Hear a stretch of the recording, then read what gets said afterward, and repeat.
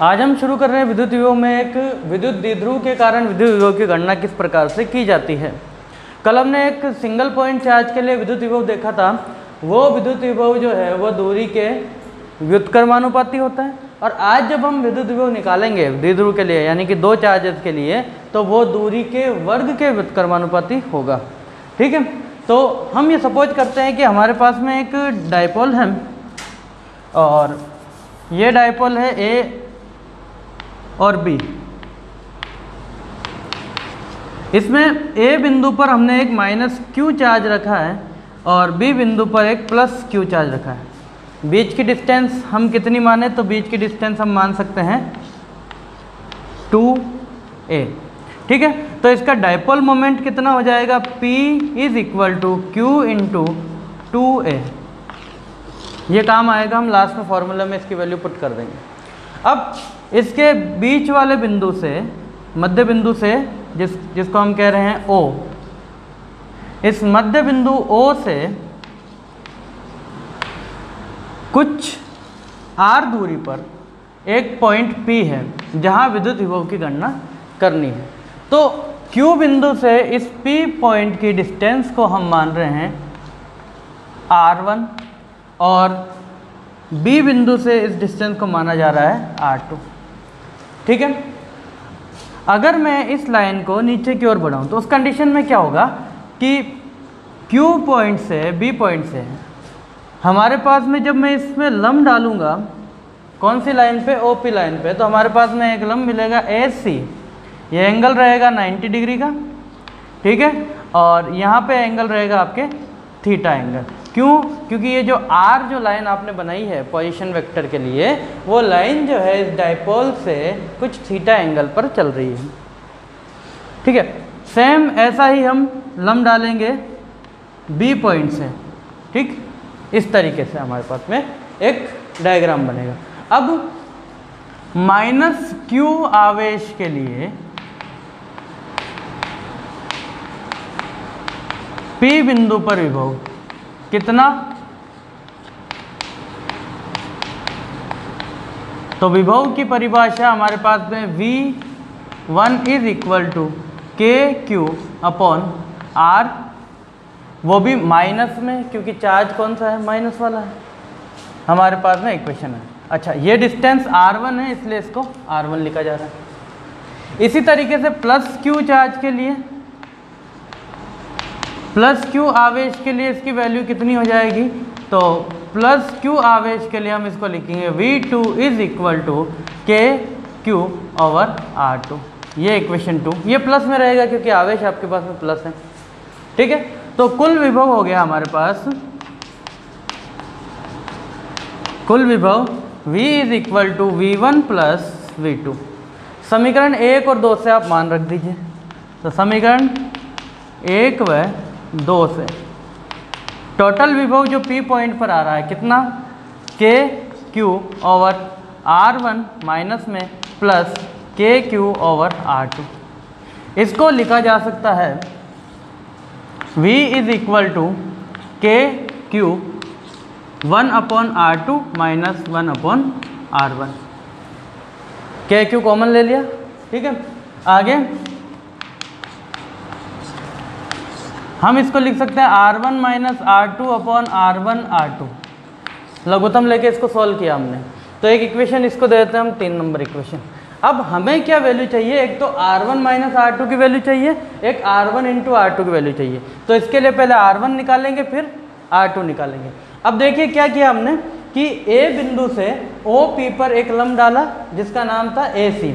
तो अब क्या हुआ, AP इज इक्वल टू, ज्यामिति से, डायग्राम से हम क्या समझते हैं,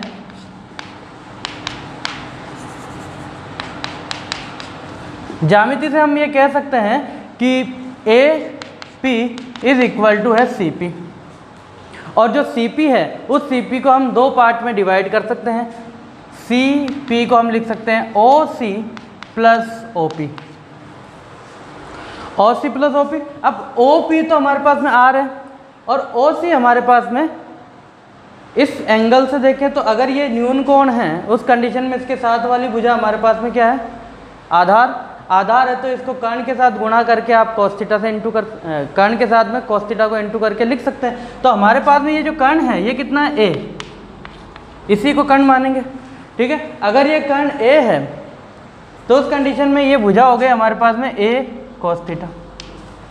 तो हम लिख रहे हैं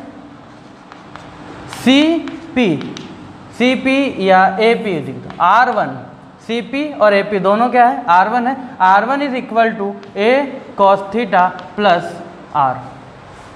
तो यहाँ से R1 की वैल्यू आ गई, इक्वेशन 4 दे देंगे इसको। आगे इसी प्रकार मुझे निकालनी है अब R2 की वैल्यू। तो R2 की वैल्यू के लिए हमने क्या किया, B पॉइंट से लंब डाला है। B पॉइंट से जो लंब डाला इसको कहा गया BD। तो अब दो लाइनें कौन सी इक्वल हो गई, एक तो DP is equal to BP।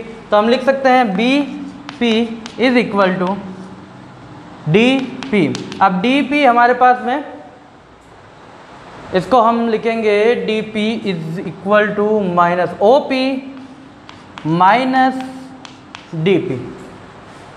जो DP आपके पास में OP minus OD, OP minus OD, OP minus OD। इस पूरी वाली लाइन में से इस O से लेके P में से आपको O से लेके D घटा देना है, तो आपके पास में ये लाइन आ जाएगी। ठीक है, अब आगे BP को हम क्या लिख रहे हैं, BP को हम लिख रहे हैं BP को लिख रहे हैं हम R2। तो R2 is equal to OP आपके पास में R हो गया माइनस OD कितना होगा। तो अगर आप इसको 90 डिग्री एंगल मानते हैं, इसको न्यून कोण मानते हैं, तो आप इसको लिख सकते हैं A cos थीटा वापस। ठीक है, तो हमारे पास में हो गया A cos थीटा। एक आया हमारे पास में R plus A cos theta, एक आया हमारे पास में R minus A cos theta. ठीक है, इसको इक्वेशन 5 दी। इक्वेशन 4 और 5 से आप क्या करेंगे, R1 माइनस R2 और R1 इंटू R2 निकालेंगे। तो अतः R1 minus R2 is equal to, अगर मैं इस R1 में से इस R2 को माइनस करता हूँ तो इस R से ये R गायब हो जाएगा और ये प्लस का बचेगा A cos थीटा, जो बन जाएगा 2A cos थीटा। और इसी प्रकार से अगर मैं R1 इंटू R2 करता हूँ तो उस कंडीशन में ये दोनों पद कैसे हैं, A प्लस बी और A माइनस बी वाले। तो आप इसको लिख सकते हैं A square minus B square के फॉर्मूले से। इसको थोड़ा सा खोल के लिख देता हूँ। तो R plus A cos theta और R minus A cos theta. तो आप इसको क्या लिख सकते हैं, R square plus R square minus A square cos square theta. इस तरीके से R1 R2 को लिखा जा सकता है। ठीक है, तो ये इक्वेशन हमारे पास में हो जाएगी 6 और ये इक्वेशन हो जाएगी 7। अब आपके पास में R1 माइनस R2 भी आ गया और R1 इंटू R2 भी आ गया। इन दोनों की वैल्यू को हम कहाँ रखेंगे, इक्वेशन नंबर 3 में। तो इक्वेशन नंबर 3 में जब वैल्यू रखेंगे तो हमारे पास में जो फाइनल वैल्यू हमें मिलेगी वो होगी V इज इक्वल टू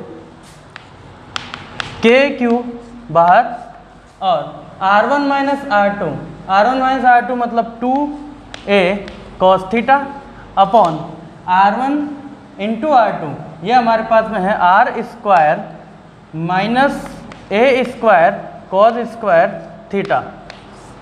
इस तरीके से अब देखिए Q को जब 2A के साथ इंटू करेंगे तो P बन जाएगा। तो हम इसको अलग से लिख सकते हैं V is equal to K की जगह हम लिख सकते हैं 1/4 पाई एप्सिलॉन नॉट।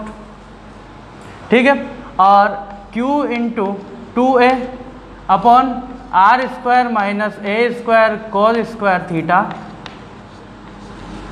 और बाहर आपके पास में आ जाएगा cos theta.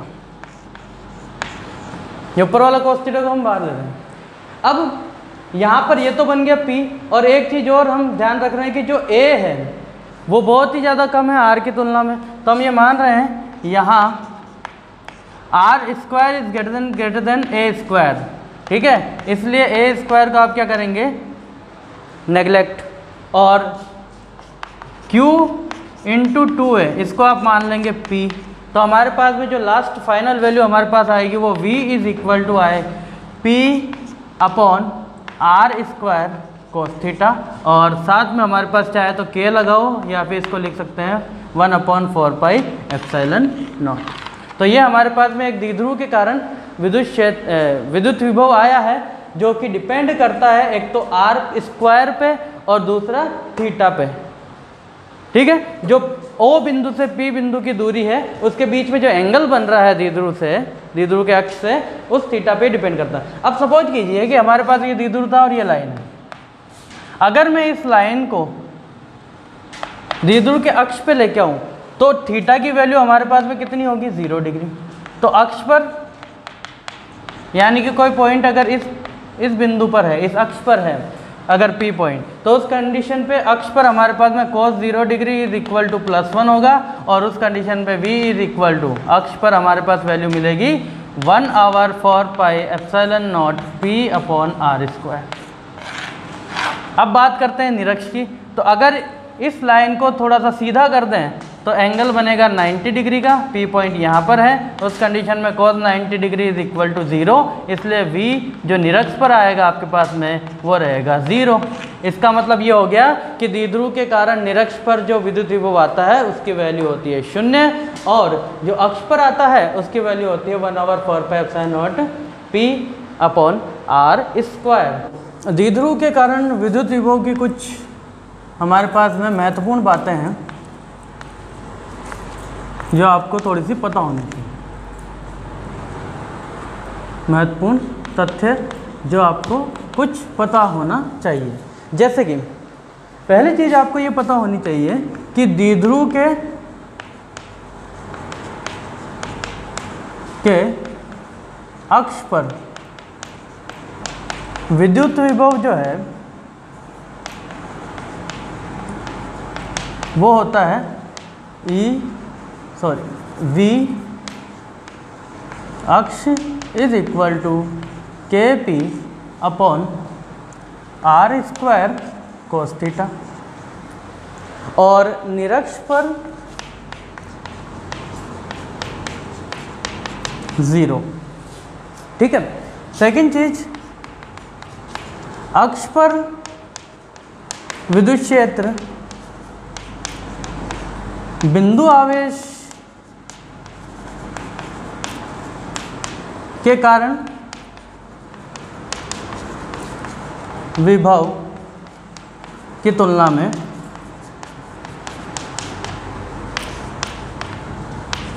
(2a/r² into cos theta गुना ज़्यादा होता है।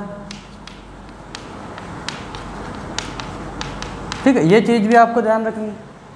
और आपको ये भी ध्यान रखना है कि विद्युत विभव जो है, थर्ड पॉइंट इसका, विभव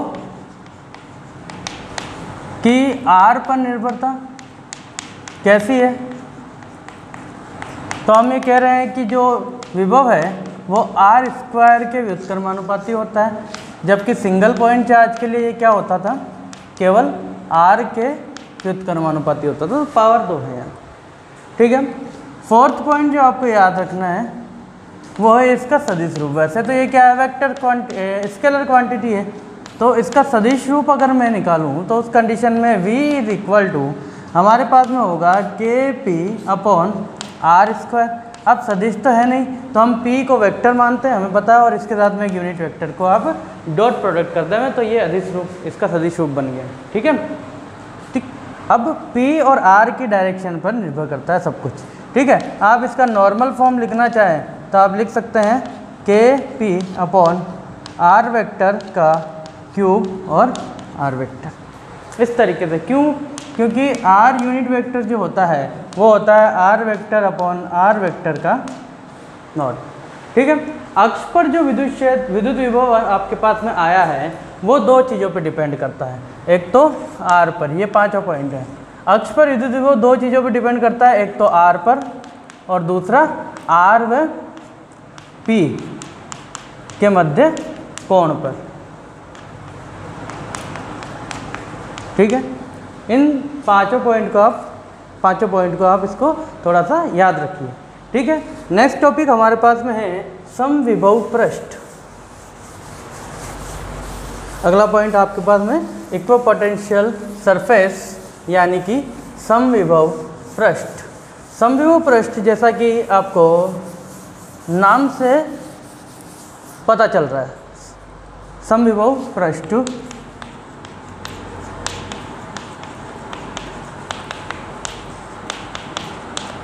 यानी कि एक ऐसा पृष्ठ जिसके प्रत्येक बिंदु पर विभव का मान समान होता है। डेफिनेशन तो यही है, एक ऐसा पृष्ठ जिसके प्रत्येक बिंदु पर विभव का मान समान होता है। तो सपोज कीजिए कि ये समविभव पृष्ठ है।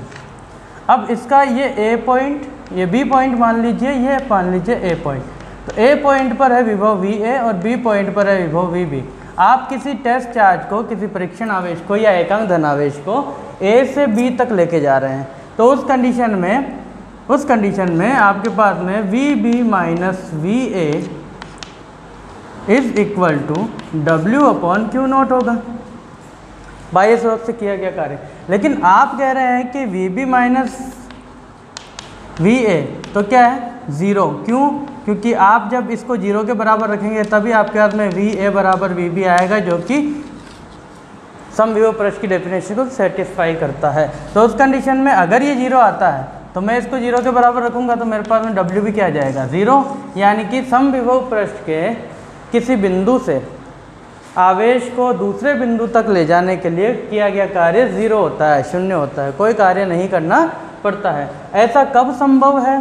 देखो, W इज इक्वल टू हमारे पास में होता है Q नॉट, आप इसको लिख सकते हैं F डॉट डी आर के फॉर्म में, ठीक है। अच्छा हाँ, सो एक और फॉर्मूला आपको याद होगा, V B minus V A is equal to negative value of E vector dot d r vector, ठीक है। कहाँ से कहाँ तक? ए से बी तक जब ले जाते हैं। तो इस कंडीशन में आपके पास में ये विभव वाली टर्म जीरो कब होगी? इसको आपको जीरो करना है। तो जीरो कब होगी? जब ई परपेंडिकुलर होगा डी आर के, यानी कि ई और डी आर दोनों एक दूसरे के लंबवत होंगे, तब थीटा आपके पास में हो जाएगा 90 डिग्री। आप इसको क्या लिख सकते हैं? E D R cos theta लिख सकते हैं, ठीक है। अगर आप इसको E D R cos theta लिख सकते हैं, इसको डेल भी लिख सकते हैं माइनस में, तो यहाँ पर थीटा की वैल्यू जैसे आपके पास में 90 डिग्री होगी वैसे आप क्या कहेंगे, del V is equal to 0। तो विभव में परिवर्तन शून्य हो गया, है ना। तो आपके पास में ये दोनों लंबवत होने चाहिए, यानी कि विद्युत क्षेत्र जो होता है वो समविभव पृष्ठ के हमेशा लंबवत होता है, ठीक है। ये आपके पास में समविभव पृष्ठ की कुछ डेफिनेशंस हो गई। अब अगर आपके पास में इस फॉर्मूले से अगर हम देखें तो विद्युत क्षेत्र हमेशा समतल के कैसा होता है, लंबवत होता है, इस तरीके से।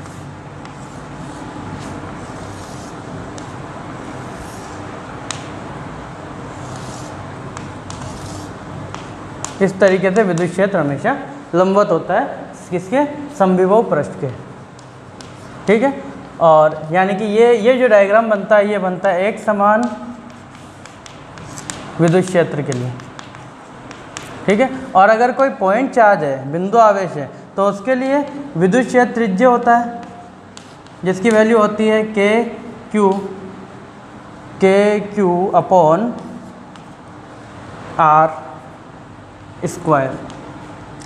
तो ये हमारे पास में विद्युत क्षेत्र जो होता है वो F अपॉन क्यू से अगर हम निकाले हैं तो हमारे पास में त्रिज्य होता है। तो इसके चारों ओर अगर आर रेडियस समान है तो इसके चारों ओर जो समविभव पृष्ठ बनेंगे वो कैसे बनेंगे, गोलाकार बनेंगे, ठीक है। तो इनके प्रत्येक बिंदु पर विभव का मान समान होगा। अच्छा, एक सरफेस, पहला सरफेस ये रहा, दूसरा ये रहा, तीसरा ये रहा। पहला सरफेस पे सभी बिंदु समान विभव के हैं, दूसरे सरफेस सभी बिंदु समान विभव के, लेकिन वो पहले सरफेस के जैसे नहीं है, ठीक है। ये आपको याद रखना है। अब समविभव पृष्ठ के कुछ महत्वपूर्ण गुणधर्म हैं जिनको मैं आपको बता देता हूँ। जैसा कि मैंने आपको सब समझाया, सब वैसा ही है। पहली चीज़, समविभव पृष्ठ के प्रत्येक बिंदु पर विभव का मान समान होता है। दूसरी चीज़, समविभव पृष्ठ के एक बिंदु से दूसरे बिंदु तक किसी आवेश को ले जाने के लिए किया गया कार्य शून्य होता है, यानी कोई कार्य नहीं करना पड़ता। तीसरी चीज़, समविभव पृष्ठ विद्युत क्षेत्र हमेशा समविभव पृष्ठ के लंबवत होता है। चौथी चीज़, समविभव पृष्ठ प्रत्येक चालक की सतह, चाहे चालक कोई सा भी हो, उसकी सतह हमेशा समविभव पृष्ठ ही होगी, ठीक है। ये चीज़ें कुछ जो आपको इसमें याद रखनी है, ये समविभव पृष्ठ के गुणधर्म है।